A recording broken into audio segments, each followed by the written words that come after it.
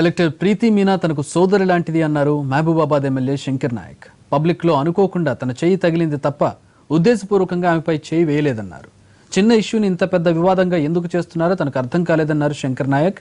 ఆమె కలెక్టర్గా ఇక్కడకు వచ్చాక అభివృద్ధి విషయంలోనే 2-3 సార్లు మాట్లాడాను తప్ప ఇంకేమీ లేదన్నారు. తాను తప్పు చేయకపోయినా అధిష్టానం ఆదేశాలతోనే క్షమాపణ చెప్పానన్నారు. అయినా తనపై కేసులు పెట్టడం కరెక్ట్ కాదన్నారు. ఎవరైనా రాజకీయ కుట్ర చేస్తున్నారనే అనుమానాలు కలుగుతున్నాయంటున్న శంకర్ నాయక్ తో మా ప్రతినిధి Venkat face to face. Collector Preethi Meena అదేవిధంగా మహబూబాబాద్ ఎమ్మెల్యే శంకర్ నాయక్ వ్యవహారం చిలిచి గాలివరలా మారింది. ఈ విషయాన్ని నిన్నటి సాయంత్రంతోనే పులి స్టాప్ పెట్టాలని టీఆర్ఎస్ అధిష్టానం కానీ తెలంగాణ ప్రభుత్వం కానీ భావించింది.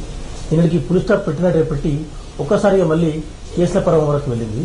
ఇవాళ ఒక్కసారిగా మహబూబాబాద్ ఎమ్మెల్యే శంకర్ నాయక్ పై 4 కేసులు నమోదు చేశారు. 4 సెక్షన్ల కింద కేసులు నమోదు చేసి స్పీకర్ అనుమతి తీసుకుని స్టేషన్కి పిలిపించుకున్న నోటీస్ కూడా ఇష్యూ చేయడం జరిగింది. ఆ తర్వాత సొంత పూచికెత్తిపోయిన ఎమ్మెల్యే గారిని విడుదల కూడా చేయడం జరిగింది. నిజంగా ఎందుకు ఇంత కాంట్రవర్సీ అవుతుంది?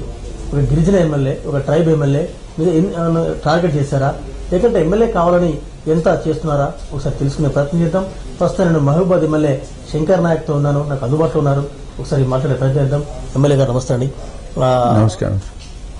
నుంచి మనం చూస్తున్నాం, ఎందుకు ఈ విషయం ఇంత కాంట్రవర్సీ అవుతుంది? నాకు కూడా అర్థం కావట్లేదు. నిన్న మా ప్రియతమ నాయకులు బడుగు బలహీన వర్గాల ఆశాజ్యోతి మనసున్న మహారాజు జన హృదయ నేత గౌరవశ్రీ కల్వకుంట్ల చంద్రశేఖరరావు గారు 11:20 కరీంనగర్లో హరితహారం మీద ప్రోగ్రాం స్టార్ట్ చేయడం జరిగింది. దాంతోపాటు మా మహబూబాబాద్ డిస్టిక్ కి గౌరవ పెద్దలు అజ్మీరా చందులాల్ గారు రావడం జరిగింది. మినిస్టర్తో పాటు ఎంపీ గారు కూడా రావడం జరిగింది.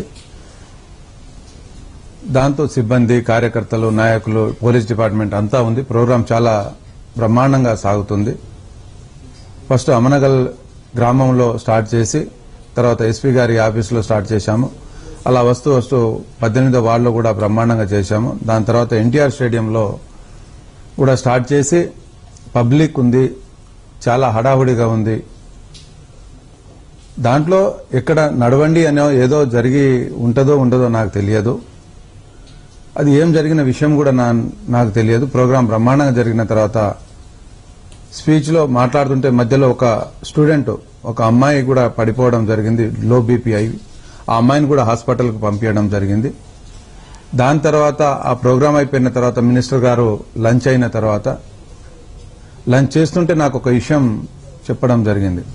అంటే ఎమ్మెల్యే గారు ఇక్కడ ఒక చిన్న ఇష్యూ, మీరు నిన్న ప్రోగ్రామ్ అయింది, మొక్కలు నాటారు, అంతా వెళ్ళారు, మీటింగ్ అటెండ్ చేశారు, తిరిగి మళ్ళీ మీరు వేరే కార్యక్రమానికి వెళ్ళారు.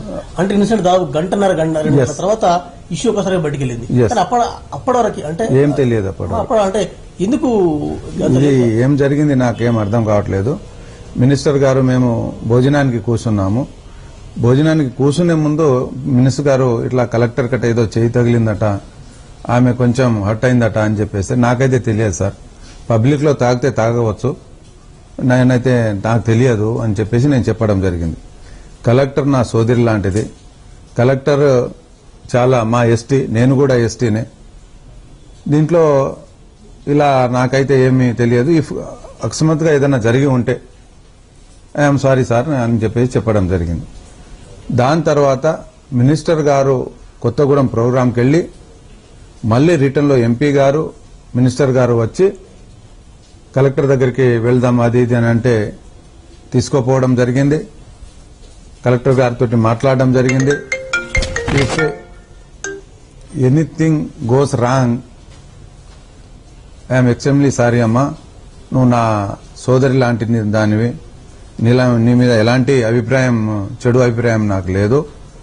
మీరు ఒక ఎస్టీ కలెక్టర్, నేను కూడా ఒక ఎస్టీ ఎమ్మెల్యే.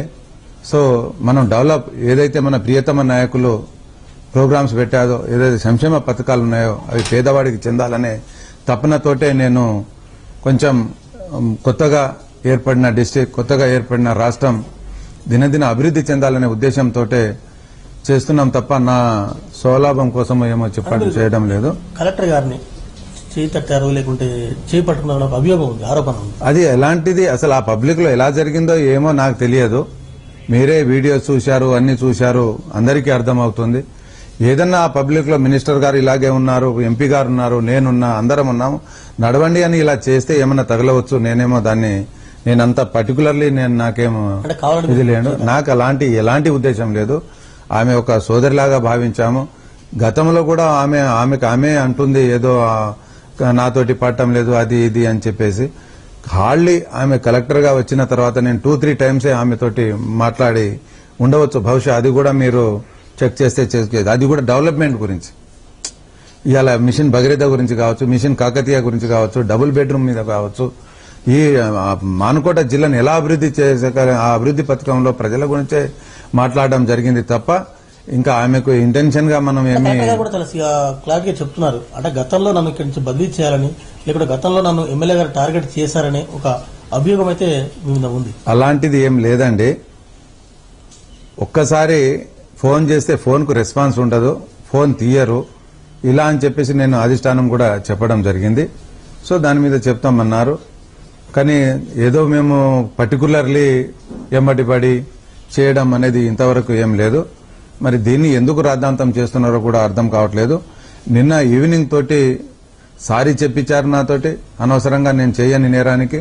అయినా కూడా అధిష్టానం చెప్పినారు, ఒక మినిస్టర్ ఒక ఎంపీ గారు చెప్పారు అని చెప్పేసి నువ్వు నా సోదరు లాంటి దానివి, నువ్వు కలెక్టర్, నువ్వు కూడా ఎస్టీ, నేను కూడా ఎస్టీ, ఎందుకు మనకి ఇదంతా, ఏదన్నా జరిగి ఉంటే పొరపాటున నాకు క్షమించమని కూడా చెప్పడం జరిగింది.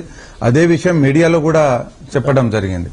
దాని తర్వాత అంతా అయిపోయిన తర్వాత మళ్లీ కేసు అని అదని ఇదని ఎందుకు రాద్ధాంతం చేస్తున్నారు? 11 గంటల తర్వాత ప్రాంతంలో నేరుగా కలెక్టర్ గారు పోలీస్ స్టేషన్ లో కంప్లైంట్ చేశారు. ఎందుకు అంత రాత్రి? అది నాకు తెలియదు. రాత్రి ఏం జరిగింది ఏంటిదనే తెలియదు. కానీ మార్నింగ్ నాకు చెప్పడం జరిగింది. నేను పోలీస్ స్టేషన్ పోవడం జరిగింది. సొంత పూచికల మీద బెల్ తీసుకోవడం జరిగింది. దాని తర్వాత నేను యాజ్గా హరితహారం ప్రోగ్రాం కేశవంతరం మండలిలో పాల్గొనడం జరిగింది. అక్కడి నుంచి హన్మకొండ రావడం జరిగింది. దీని వెనకాల ఏదో కుట్ర జరుగుతుంది అనేది నాకు అసలు అర్థమవుతుంది. అసలు మా పార్టీ వాళ్ళ, వేరే పార్టీ వాళ్ళ, ఎందుకు ఇలా జరుగుతుంది అనేది నాకు అర్థం కావట్లేదు. నేను ఏది ఏమైనా మా ప్రియతమ నాయకులు మా కేసీఆర్ గారు ఉన్నారు. వారి కోసం we can do anything.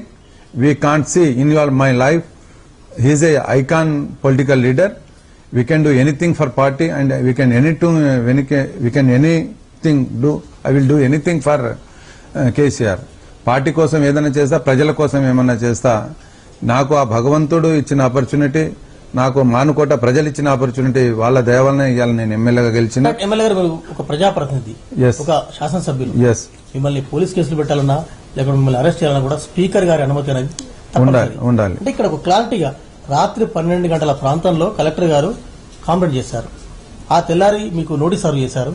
Notice serve చేసిన తర్వాత స్పీకర్ గారి పర్మిషన్ తీసుకుని మీకు బెయిల్ స్టేషన్ కూడా ఇచ్చారు. అంటే ఇంత రాత్రి 12 గంటల నుంచి ఉదయం 10 గంటల 9 గంటల వరకు అసలు ఏమేమి హైడ్రామా జరిగింది అనుకుంటున్నారు మీరు? అంటే నిజంగా కలెక్టర్ కావాలని ఫిర్యాదు చేశారా, లేకుంటే ఫిర్యాదు చేయించారా? అంటే మీకున్న ఇన్పుట్ ఏంటి, మీకున్న ఫీడ్బ్యాక్ ఏంటి? అంటే సంథింగ్ హ్యాపెండ్ అనిపించింది. ఇంత ఒక మినిస్టర్ గారు, ఒక ఎంపీ గారు అధిష్టానం చెప్పిన తర్వాత కూడా ఇది ఇలా జరిగిందంటే సంథింగ్ హ్యాపెండ్ అనిపిస్తుంది నాకు. దీన్ని అంతా మా అధిష్టానం చూసుకుంటుంది, మా ప్రియతమ నాయకులు కేసీఆర్ గారు చూసుకుంటున్నారు. నేనేంది, నా క్యారెక్టర్ ఏంటి అనేది అందరికీ తెలుసు. సో దీంట్లో అధిష్టానం ఎలా చెప్తే నేను దానికి లోబడి ఉంటా. అలాగే ఇప్పటికైనా నేను ఒకటే కలెక్టర్ గారితో మనవి, నేను నా ఒక సోదరులాగానే భావించాను తప్ప వేరే ఉద్దేశం కాదు. దీన్ని ఎలా జరిగేది ఉంటే దాన్ని కాలమే నిర్ణయిస్తుంది. అధిష్టానానికి కట్టుబడి ఉంటా, నా పార్టీకి కట్టుబడి ఉంటా. ఇక ఇంతకంటే ఎక్కువ నేనేం చెప్పలేను, దయచేసి క్షమించండి. సో దీంతో ఇది ముగిస్తుంది అనుకుంటున్నా. నిన్న ఇష్యూ పులి స్టాప్ పడాలి, నిన్న పులి స్టాప్ పడకుండా అంటే ఎందుకు కేసుల వరకు ఎందుకు వచ్చింది అది అర్థం కావట్లేదు. అంటే విత్ ఇన్ ది పార్టీ అనుకుంటున్నారా, లేకుంటే ఇంకేమంటున్నారు? దీని వెనక ఏముందో తెలియటం లేదు. అంటే ఓవరాల్ గా మీరు ఇన్సిడెంట్ మీద ఇప్పుడు చాలా తెలంగాణ రాష్ట్ర ప్రజల దృష్టి అంతా కూడా ఉంది. నిజంగా కలెక్టర్ అక్కడికి వచ్చిన తర్వాత, మీరు ఎమ్మెల్యేగా ఎన్నికైన తర్వాత కలెక్టర్ మధ్య మీ మధ్య ఎలాంటి కోఆర్డినేషన్? మాకు ఎలాంటి లేదు, ఎలాంటి గ్యాప్స్ లేవు. కావాలని చెప్పేసి అది ఏం జరుగుతుందో కూడా తెలియటం లేదు. ఓన్లీ డెవలప్ కావాలి, కొత్త డిస్ట్రిక్ట్ డెవలప్ కావాలి, సంక్షేమ పథకాలు క్షేత్రస్థాయి వరకు వెళ్ళాలి, ప్రజలకు మేలు జరగాలనే తపన తప్ప నాకు వేరే ఉద్దేశం లేదు. సో దీన్ని దయచేసి ప్రజలు అర్థం చేసుకుంటున్నారు, ప్రజలు చూస్తున్నారు నిన్నటి నుంచి ఏం జరుగుతుంది. ప్లస్ నేను ఏదో హాల్తు ఫాల్తు కాలేజీలో చదువుకోవడం కాదు, నేను ఒక ఆర్ఈసీలో ఇంజనీరింగ్ కాలేజీలో బీటెక్ చేసి ఎంబీఏ చేసి 18 సంవత్సరాలు ఒక ఆఫీసర్గా చేసి నేను కూడా వచ్చాను. ఆఫీసర్ తోటి ఎలా డీల్ చేయాలి, ఎలా మాట్లాడాలి, ఏంది అనేది నాకు తెలుసు. కాబట్టి దయచేసి దీన్ని ప్రజలు గమనిస్తున్నారు. దీన్ని సార్ ఇవాళ ఇన్సిడెంట్కి వస్తే కాంగ్రెస్ కానీ విపక్షాలు కానీ మిగిలిన మీ పార్టీ వాళ్ళు కానీ అంటే శంకర్ నాయక్ చేసింది తప్ప ఒప్ప అనే కాస్త పక్కన పడితే శంకర్ నాయక్ పై ఎందుకు చర్య తీసుకోకూడదు అన్న ఒక వాదన వినిపిస్తుంది. దీన్ని మీరు ఎట్లా ఆన్సర్ చేస్తారు? మా అధిష్టానం ఏ నిర్ణయం తీసుకుంటే ఆ నిర్ణయానికి కట్టుబడి ఉంటారు. ఓకే, అంటే మామూలుగా అందరూ అంటే శంకర్ నాయక్ పై ఎందుకు చర్య తీసుకోకూడదు అన్న ఒక కామెంట్కి అంటే దేనికి చర్య తీసుకోవాలి, నేను ఏం చేసినా చర్య తీసుకుంటారు. అది చెప్పండి. రైట్. నేను పొరపాటు చేసింది ఏంటి? మార్నింగ్ నుంచి ఈవినింగ్ వరకు ప్రోగ్రామ్ అయ్యే వరకు హరితహారం బ్రహ్మాండంగా హరితహారం ప్రోగ్రాం జరుగుతుంది. హరితహారం ప్రోగ్రాంలో మేము హడావుడిగా ఉన్నాము. ఒక 33% అడవులు ఉన్నాయి, అంతరించిపోయి ఇవాళ వర్షాలు రాకుండా కోతులన్నీ ఊర్లపై పడుతున్నాయి. దీన్ని మా ప్రియతమ నాయకులు చాలా అభివృద్ధి చేయాలని చెప్పి మంచి ఉద్దేశంతో ముందుకు పోతుంటే ప్రతి ఒక్కళ్ళం దీన్ని భుజస్కంధాల మీద వేసుకొని దీన్ని డెవలప్ చేయాలనే హరితహారాన్ని చందులాల్ అదేవిధంగా ఎంపీ సీతారాం నాయక్ కలెక్టర్తో మాట్లాడడం జరిగింది. అంటే గతంలో కూడా ఎమ్మెల్యే గారు కొన్ని విషయాల్లో కొంత కోఆర్డినేషన్ ల్యాప్సెస్ ఉన్నాయి. ఎమ్మెల్యే గారు నా పనితీరు పట్ల కొంత వ్యతిరేకతతో ఉన్నారు, అందుకని అధిష్టానానికి ఫిర్యాదు చేశారు, గవర్నమెంట్ కూడా కాంప్లైంట్ చేశారు నా మీద నేను అని కలెక్టర్ గారు చెప్పినట్టుగా ఇన్పుట్ ఉంది. అలాంటిదేం లేదండి, అలాంటిదేం లేదు. అదంతా అంటే కలెక్టర్ తీరు సరిగా లేదని మీరు గతంలో కూడా ఎప్పుడు నేను చెప్పింది లేదు, చేసింది లేదు, ఆమె మీద ఫిర్యాదు చేసింది లేదు, అలాంటిది ఏం లేదు. నా పని నేను చేసుకుంటా పోతున్నా, వారి పని వాళ్ళు చేసుకుంటా పోతున్నారు అంతే తప్ప నాకు ఇదే ఫస్ట్ ఇన్సిడెంట్. అసలు ఎలా జరిగింది ఏంటిది అనేది కూడా నాకు తెలియదు. పథకాల అమలు విషయంలో కావచ్చు, కేసీఆర్ లక్ష్య సాధనలో కావచ్చు, మీతో సరిసమానంగా అంటే ఎమ్మెల్యే శంకర్ నాయక్ ఎలా కష్టపడుతున్నారు, కలెక్టర్ కూడా అదే స్థాయిలో పనిచేస్తున్నారని మీరు సర్టిఫై చేస్తున్నారా? సార్ నేను అలా చెప్పడం లేదు, కానీ నేను కష్టపడ్డట్టు ఎవరూ కష్టపడటం లేదు. మా కార్యకర్తలే పాపం 2 గంటల నైట్ పోయాను, నేను 12 గంటల నైట్ పోయాను. ఒక చోట రోడ్ జరుగుతుంది, ఇబ్బంది వచ్చిందంటే 12 గంటలకు లేచి వెళ్ళాను. అక్కడ తెలుసుకోవచ్చు మీరు. నా కార్యకర్తలకు, నా నాయకులకు, నా ప్రజలకు ఎక్కడ ఏమైనా ఏ రాత్రి అయినా నేను వెళ్తాను, దాంట్లో సందేహం లేదు. ప్రజల కోసం నేను దేనికైనా సిద్ధంగా ఉంటాను. అంటే ప్రభుత్వ పథకాల అమలు విషయంలో కలెక్టర్ రోల్ ఎట్లా ఉంది? ప్రపంచంలో ఇంతవరకు స్వాతంత్రం వచ్చి 70 సంవత్సరాలు వచ్చినా ఈ ప్రజల కోసం ఇన్ని పథకాలు, అసలు ఇంత అభివృద్ధి కోసం ఎవరు చేయలేదు. కలెక్టర్ గారి రోల్ ఎలా ఉంది ప్రభుత్వ పథకాల అమలు విషయంలో? కలెక్టర్ ఇప్పుడు నాకు తెలియదండి, నేను చాలా అసలు ఎంత పెంచుకోలేదు నేను కలెక్టర్ తోటి. నా పని నేను చేసుకుంటా వెళ్ళాను అంతే. అంటే కలెక్టర్ గారు పనితీరు ఎట్లా ఉంది? అంటే గవర్నమెంట్ స్కీమ్స్ అవన్నీ నాకు తెలియదండి. నేను గవర్నమెంట్ నుంచి ఏం చేస్తున్నారు, మా సీఎం గారు ఏం చేస్తున్నారు, ఆ పని అవి క్షేత్రస్థాయి వరకు తీసుకోపోవడం, వాటిని అభివృద్ధి చేయడం. ఇప్పుడు ఐటీడీఐ రోడ్స్ వచ్చాయి, పిఎంఆర్వై రోడ్స్ వచ్చాయి, నా సిడిఎఫ్ వర్క్స్ ఉన్నాయి, ఇంకా పిఆర్ఎం. శంకర్ నాయక్ గారిని ఎందుకు టార్గెట్ చేయాల్సి వచ్చింది? టీఆర్ఎస్ పార్టీ వాళ్ళు, మిగతా వితిన్ పార్టీ కానీ పక్క వాళ్ళు కానీ ఎందుకు టార్గెట్ చేయాల్సి వస్తుంది? అది నాకు తెలియదండి. నేను దేవుణ్ణి నమ్ముతా, అంతా భగవంతుడు చూసుకుంటాడు. అంటే ఒక ప్రచారం అయితే ఉంది వితిన్ పార్టీలో శంకర్ నాయక్ వ్యతిరేకంగా గ్రూపులు కడుతున్నారు, శంకర్ నాయక్ వ్యతిరేకంగా పవన్ కలుపుతున్నారు అనే ఒక ప్రచారం అయితే జరుగుతుంది. ఈ ప్రచారాన్ని మీరు నమ్ముతారా? గతంలో కూడా ఎంతో చేశారు. నేనేందనేది మా ప్రియతమ నాయకులు కేసీఆర్ గారు చూసే నాకు టికెట్ ఇచ్చారు. అక్కడ నర్సంపేట పోయినా కూడా, దొర్నాకలు పోయినా, అవన్నీ అయినా కూడా నేను చాలా కష్టపడి నేను గెలిచి వస్తా సార్ అని చెప్పి నా ప్రియతమ నాయకులను కేసీఆర్ గారికి చెప్పడం జరిగింది. గెలిచిపోయాను. ఇప్పుడు వారు ఎలా చెప్పినట్టు. అంటే ఒక విమర్శ కూడా ఉంది, శంకర్ నాయక్ మేము గెలిపించాము, చాలా మంది రెడ్డిస్ కానీ తర్వాత ఇంకా కొన్ని సెక్టర్స్ కానీ గెలిపించిన తర్వాత మా మాట వినలేదు, గెలిపించిన తర్వాత మమ్మల్ని పట్టించుకోవడం లేదు అన్న ఆరోపణ అభియోగం కూడా చేస్తున్నారు మీ మీద. వాళ్ళకి ఎలాంటి ఆన్సర్ చెప్తారు మీరు? నేను ఎవరికి అలాంటిది ఏం లేదండి. ప్రతి ఒక్కరు రెడ్డిస్ వస్తున్నారు, ఎల్మాస్ వస్తున్నారు, సపన్న కులాలు వస్తున్నాయి, అనగానే వర్గాలు వస్తున్నాయి. ప్రతి ఒక్కరికి నేను చేతనైన హెల్ప్ చేస్తున్నా. ఇదని అదని నాకు అలాంటిది లేదండి. నేను ఒక ఉన్నతమైన కాలేజీలో చదువుకున్నా కాబట్టి ఇలాంటి ఇక వాళ్ళు ఎవరేమన్నా అనుకుంటే అనుకుంటా కానీ నేను ఇలాంటి ఏం లేదు. సార్ నిన్నటి నిరసన పక్కన పడితే వాళ్ళ కాంగ్రెస్ కానీ నీళ్ళ పుష్పాలు కానీ రోడ్డు పైకెక్కి ఆందోళన చేస్తున్నారు. ఏముందండి, వాళ్ళకేముంది? ఏముంది వాళ్ళకు ఉనికి కోసం కోడిగుడ్డ మీద ఈకలు పీకుతున్నారు. ఏం చేస్తారండి వాళ్ళు? ఏముంది ఇవాళ సిపిఐ సిపిఎంకి ఏముంది, కాంగ్రెస్ పార్టీకి ఏముంది, ఏం చేశారు ప్రజల కోసం అని చెప్పేసి వాళ్ళు ఇవాళ నేను ఏం చేసినా అని చెప్పేసి ఏం అవినీతికి పాల్పడ్డానని చెప్పేసి చేస్తారండి సిగ్గు శరం లేక. దట్ బీయింగ్ ఎ ట్రైబల్ లీడర్గా ప్రజలకి ఏం చెప్పదలుచుకున్నారు? మీ మహబూబాబాద్ ప్రజలు కావచ్చు, తెలంగాణ ప్రజలకు కావచ్చు, ఈ ఇన్సిడెంట్ పట్ల కొన్ని వర్గాలు బాధపడుతున్నాయి, కొన్ని వర్గాలు సంతోషపడుతున్నాయి, ఇంకొన్ని వర్గాలు మిశ్రమంగా స్పందిస్తున్నాయి. ఓవరాల్ గా ఇన్సిడెంట్ మొత్తం మీద ఏమని మెసేజ్ ఇవ్వగలుగుతారు మీరు? ఇది అనుకోకుండా జరిగి ఉంటే క్షమించాలని కోరడం జరిగింది. ఒకటి, నా నియోజకవర్గ ప్రజలను కనుపాపలాగా కాపాడుకుంటా, నా అధిష్టానానికి కట్టుబడి ఉంటా. ఇంతకంటే ఎక్కువ నేనేం చెప్పలేను. ఎవరు ఏమో శంకర్ గారు ఒక్క key point, political observation key point కనుక మనం చూసినట్టయితే, నేను మీరు సారీ చెప్పారు, విషయం క్లోజ్ అయిపోయింది. కానీ అర్ధరాత్రి కేసులు పెట్టారు, ఉదయం మీకు సొంత మళ్ళీ నోటీస్ ఇచ్చారు, పోలీసులను పిలిపించారు, సొంత బెయిల్ పిటిషన్ మీద వదిలిపెట్టారు. సో నైట్ జరిగిన ఇన్సిడెంట్ కి మార్నింగ్ జరిగిన ఇన్సిడెంట్ కి చాలా గ్యాప్ ఉంది. కానీ ఏదో శంకర్ నాయక్ పై చర్య తీసుకునే అవకాశం ఉంది, లేకుంటే శంకర్ నాయక్ పై కుట్ర జరిగే అవకాశం ఉందనక ప్రచారం జరుగుతుంది. ఎంతవరకు ఏకీభవిస్తారు దీన్ని?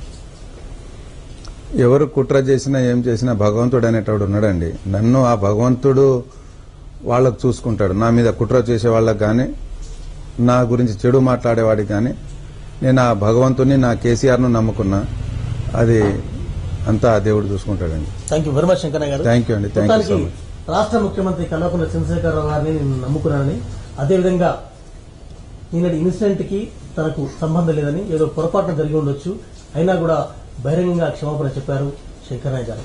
అయినప్పటికీ కూడా కేసులు, బెయిల్ పిటిషన్లు, విడుదలలు, ఈ పర్యవసానాలు ఇంకా ఆగడం లేదు.